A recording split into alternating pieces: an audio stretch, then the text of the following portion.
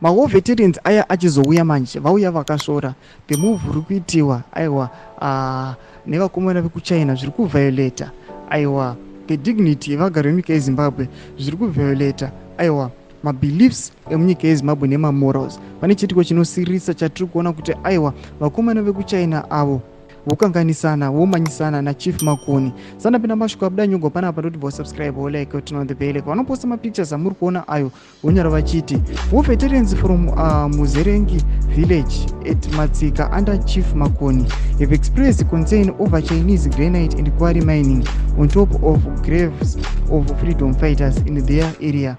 Government gave 260 hectares of land to Chinese who are mining on top of graves without proper and decent exhumation. Panapa tikuona vari kugwadziwa vachiti yes we know kuti vanhu vakafa they are now deceased and vamwe vakwasa vari mawar fighters but hanzi kamainiro kavakuita karatidza kuti kane inhumanity varungu vachingomaina vachingosiya nzvimbo yakashata but as you know as the dignity sevanhu venyika yezimbabwe vanhu ava mawar fighters they symbolize vane emblem yavanopa nyika yedu yezimbabwe pane some meaning kana kuti chiremerera chavanopa munyika yezimbabwe chatakuona kuti kumaina kwavari kuita vachidhiga vachiapruta magraves aiwa zviri kubva zvanyatsa kubvisa dignity aiwa yemawar fighters munyika yezimbabwe.